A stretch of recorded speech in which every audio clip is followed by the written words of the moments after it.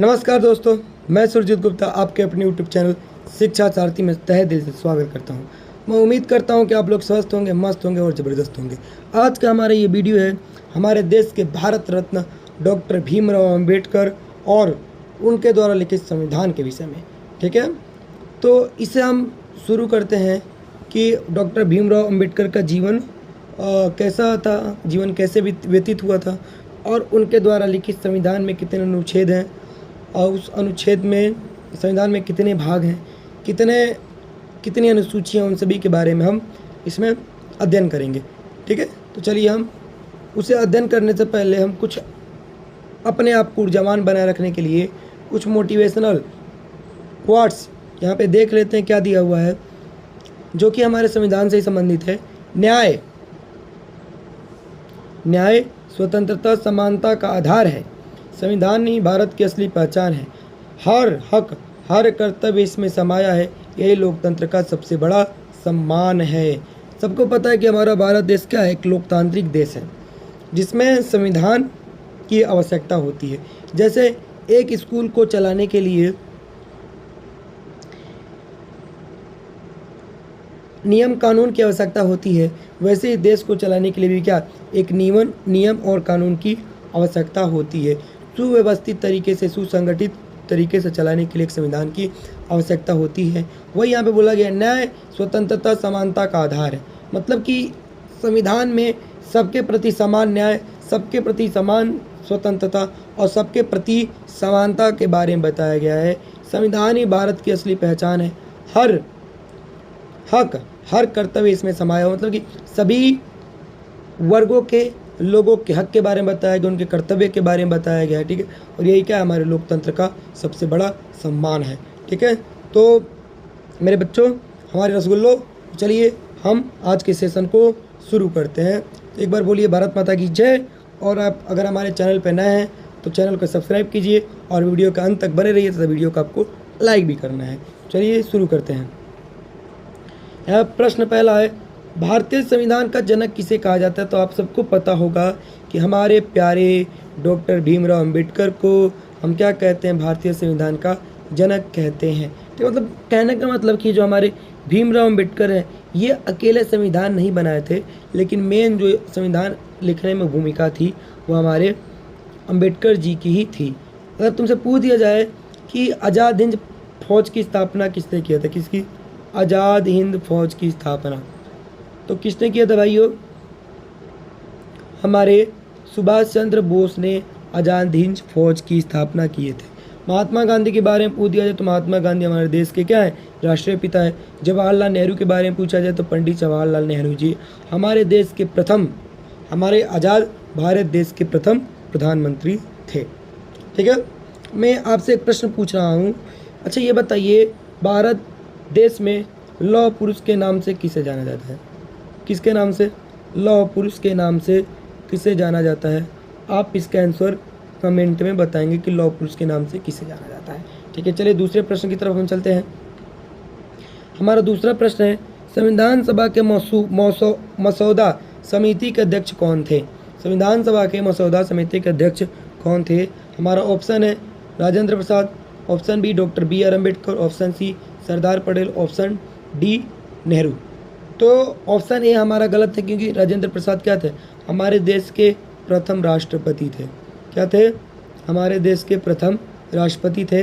राजेंद्र प्रसाद का जन्म बिहार के छपरा नामक डिस्ट्रिक्ट में हुआ था।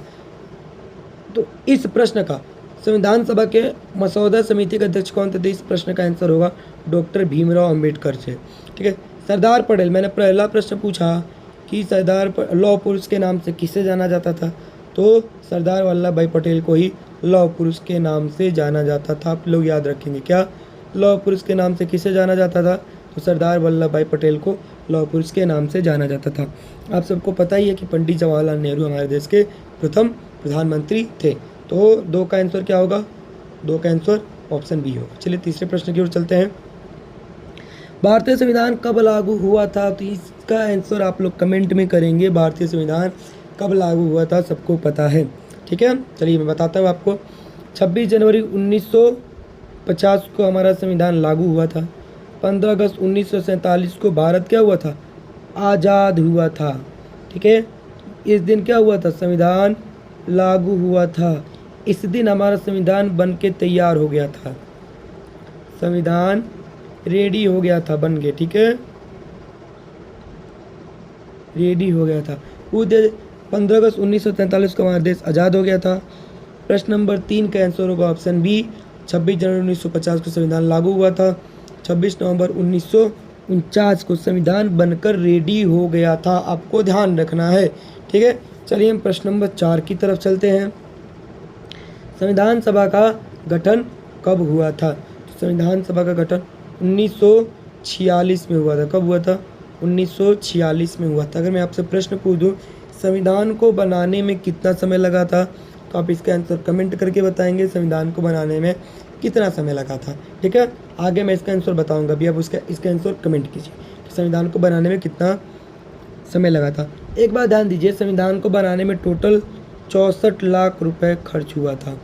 कितना खर्च हुआ था? 64 लाख। ये बहुत ही महत्वपूर्ण प्रश्न है जिसके बारे में बहुत ही कम लोगों को पता होता है कि संविधान को बनाने में टोटल 64 लाख रुपए लगा था। संविधान सभा का गठन कब हुआ था? 1946 में हुआ था। और हमारे देश का संविधान कितने दिन में बन के तैयार हुआ? तो 2 साल 11 माह मतलब महीना, और 18 दिन में भारतीय संविधान बन के तैयार हो चुका था।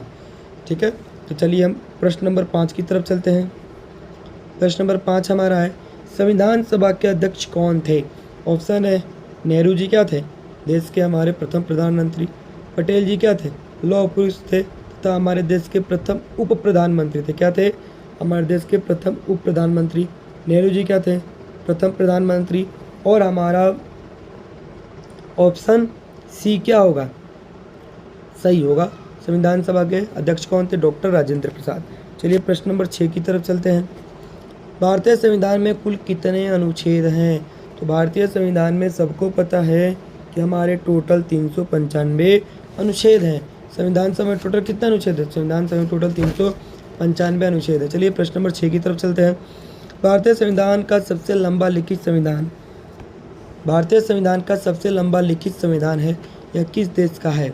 मतलब हमारे देश का जब संविधान बना तो अलग अलग देशों के संविधानों को,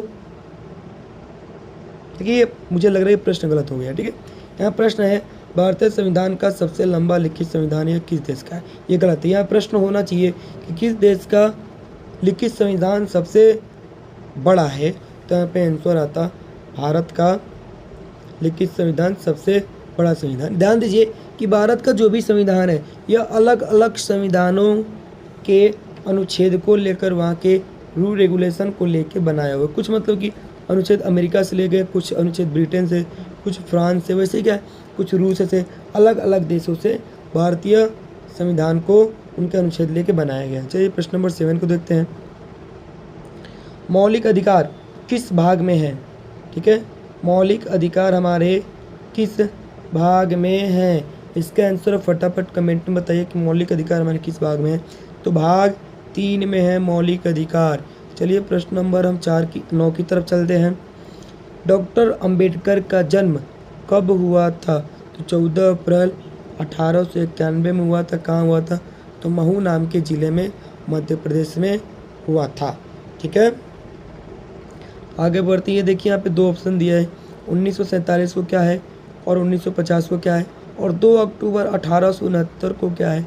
इसका आंसर आपको कमेंट करके बताना है। चलिए हम प्रश्न नंबर 10 की तरफ चलते हैं। प्रश्न नंबर है हमारा कि अंबेडकर का जन्म कहाँ हुआ था? तो ऑप्शन नंबर सी, महू में हुआ था। बी आर अम्बेडकर ने किस धर्म को अपनाया? बी आर अम्बेडकर ने बौद्ध धर्म को अपनाया था। प्रश्न नंबर 12 देखते हैं। संविधान सभा ने संविधान कब स्वीकार किया था? तो 26 नवंबर 1949 को संविधान सभा ने संविधान को स्वीकार किया था। आगे चलते हैं प्रश्न नंबर 13 की तरफ। संविधान की प्रस्तावना में कितने शब्द जोड़े गए? 1976 में तो 3 शब्द जोड़े गए। प्रश्न नंबर 14 ध्यान दीजिए। समाजवादी और धर्मनिरपेक्ष शब्द किस संशोधन से जुड़े हैं? तो 42वें संविधान संशोधन से जुड़े हुए हैं। प्रश्न नंबर 15, भारतीय संविधान किससे प्रेरित हैं? तो मैंने क्या बोला कि भारतीय संविधान हमारा जो है सभी देशों के संविधानों को लेके बनाया हुआ है, मतलब कि ब्रिटेन से भी, अमेरिका से भी, आयरलैंड से भी, मतलब हमारा ऑप्शन डी क्या हो जाएगा, सभी से भारतीय संविधान प्रेरित है। प्रश्न नंबर 16 ध्यान दीजिए, मौलिक कर्तव्य किस संशोधन में जोड़े गए? तो ऑप्शन हमारा है 42वां, 44वां, 86वां और 52वां।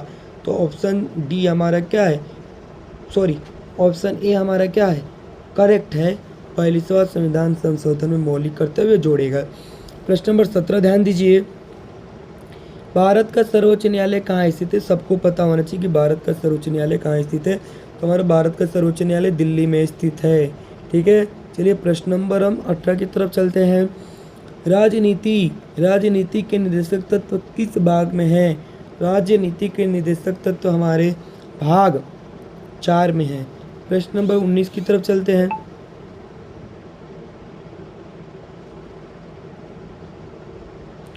भारतीय संविधान में कितनी अनुसूचियां हैं? तो भारतीय संविधान में टोटल 12 अनुसूचियां हैं।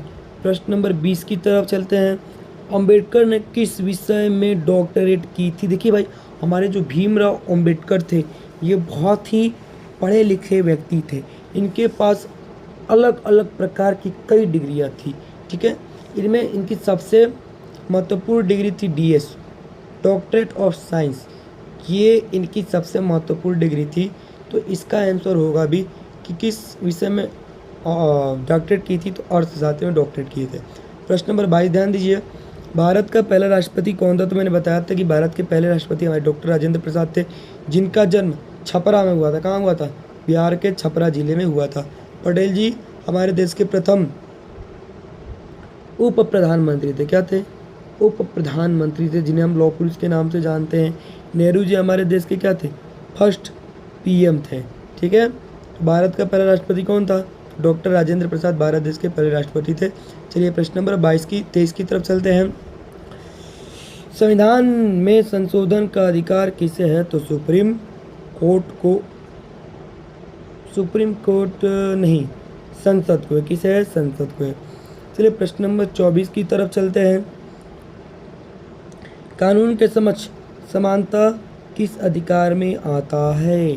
तो प्रश्न नंबर 24 हमारा हो जाएगा समानता के अधिकार में आता है।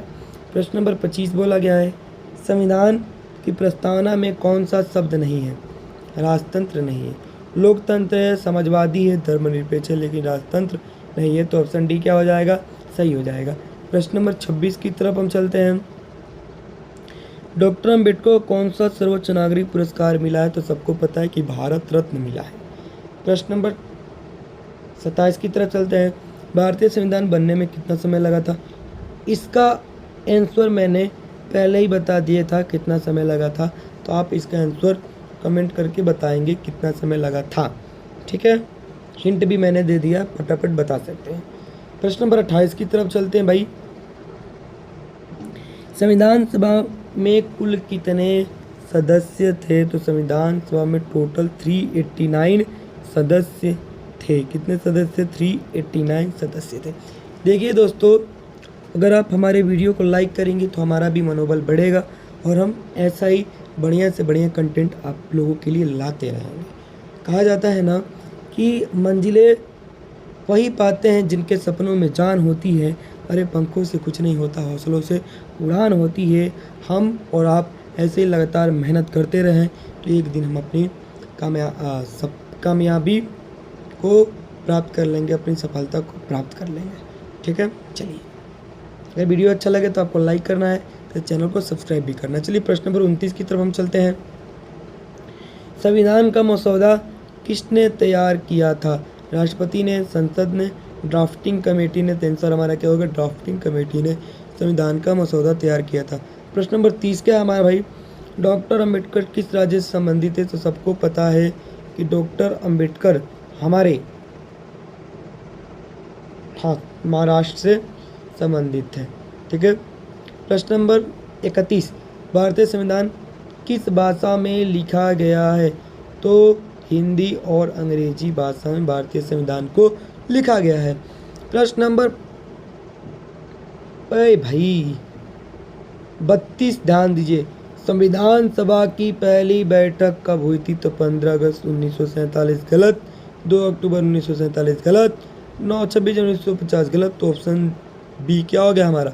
सही हो गया। चलिए प्रश्न नंबर 32 की तरफ चलते हैं। भारतीय संविधान किस प्रकार की व्यवस्था है? तो संघीय व्यवस्था है, एकात्मक नहीं, राजतंत्र नहीं, तानाशाही नहीं है, क्या है? संघीय व्यवस्था है। प्रश्न नंबर 34 देखते हैं। संविधान की प्रस्तावना किस शब्द में शुरू होती है? हम भारत के लोग, शायद यही हो सकता है, हम भारत के लोग से शुरू होती है। ठीक है। प्रश्न नंबर 36, वर्तमान में भारतीय संविधान के कितने भाग हैं? तो 25 भाग हैं। कितने भाग है दोस्तों? 25 भाग हैं। चलिए प्रश्न नंबर 37, डॉक्टर भीमराव अंबेडकर की मृत्यु कब हुई? मतलब कि हमारा जलता हुआ मशाल कब बूझा? तो इसका सही आंसर होगा 6 दिसंबर 1956 को। सोचिए, अगर हमारे भारत रत्न डॉक्टर भीमराव अंबेडकर और 10 से 15 साल जीवित रह गए होते तो हमारे देश का हाल कुछ अलग होता। हमारा देश क्या होता? कुछ अलग होता। ठीक है। चलिए प्रश्न नंबर 38 को देखते हैं।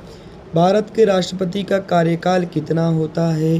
तो सबको पता है कि 5 वर्ष का होता है। राष्ट्रपति हो, प्रधानमंत्री हो, मुख्यमंत्री हो, सांसद हो, विधायक हो, सबका कार्यकाल कितना होता है? तो 5 वर्ष ही होता है मेरी भाइयों, 5 वर्ष। चलिए प्रश्न नंबर 39 हम देखते हैं। भारतीय संसद के कितने सदन होते हैं? तो 2 सदन होते हैं भारतीय संसद के। एक होता है निम्न सदन, दूसरा होता है उच्च सदन। ठीक है। चलिए प्रश्न नंबर 40 ध्यान दीजिए। राज्यसभा किस प्रकार का सदन है? तो आंसर नंबर 40 स्थायी सदन है। ठीक है। प्रश्न नंबर 41 ध्यान दीजिए। लोकसभा का कार्यकाल कितने वर्ष का होता है? तो 5 वर्ष का होता है। लोकसभा से हम क्या करते हैं? सांसद तथा प्रधानमंत्री को चुनते हैं। प्रश्न नंबर 42, संविधान संशोधन किस अनुच्छेद के तहत होता है? संविधान संशोधन अनुच्छेद 368 के तहत होता है। प्रश्न नंबर 42, सुप्रीम कोर्ट के मुख्य न्यायाधीश की नियुक्ति कौन करता है? ये बहुत ही इम्पोर्टेंट प्रश्न है कि सुप्रीम कोर्ट के मुख्य न्यायाधीश की नियुक्ति कौन करता है? तो राष्ट्रपति करता है। प्रश्न नंबर 44, भारत में कितने प्रकार के आपातकाल होते हैं? भारत में 3 प्रकार के आपातकाल होते हैं। प्रश्न नंबर 45 देखिए दोस्तों, मौलिक अधिकार किस देश से प्रेरित है? मैंने क्या बोला, हमारे देश में संविधान के जितने भी अनुच्छेद हैं वो सभी क्या अलग अलग देशों से लिए गए हैं। तो इसका आंसर क्या होगा? अमेरिका से। प्रश्न नंबर 46, राज्य के नीति निर्देशक तत्व किस देश से लिए गए हैं? तो आयरलैंड से लिए गए हैं। कहाँ से लिए गए भाइयों? आयरलैंड से। प्रश्न नंबर 47 ध्यान दीजिए, भारतीय संविधान का स्रोत क्या है? विभिन्न देशों के संविधान। ठीक है, मतलब सभी देशों के अलग अलग संविधानों को मिलाकर भारतीय संविधान को बनाया गया है। ठीक है। चलिए प्रश्न नंबर 48 देखते हैं। धर्मनिरपेक्ष का अर्थ क्या है? सभी धर्मों का सम्मान। सभी धर्मों का क्या? समान। प्रश्न नंबर 49 ध्यान दीजिए, वर्तमान में मौलिक कर्तव्यों की संख्या कितनी है? शायद वर्तमान में मौलिक कर्तव्यों की संख्या 11 है। मौलिक अधिकार की संख्या 6 है। एक अधिकार को हटा दिया गया है, पहले 7 था। संपत्ति के अधिकार को गवर्नमेंट ने क्या किया है? हटा दिया है। मौलिक कर्तव्य 11 है, मौलिक अधिकार 6 हैं, पहले 7 थे, उसमें से संपत्ति के अधिकार को क्या किया गया है? हटा दिया गया है। प्रश्न नंबर 50 ध्यान दीजिए, अंबेडकर को किस नाम से जाना जाता है? संविधान के जनक के नाम से जाना जाता है। ये सेशन हमारा यहीं पे समाप्त होता है। अगर आप हमारे चैनल पे नए हैं तो चैनल को सब्सक्राइब कीजिए।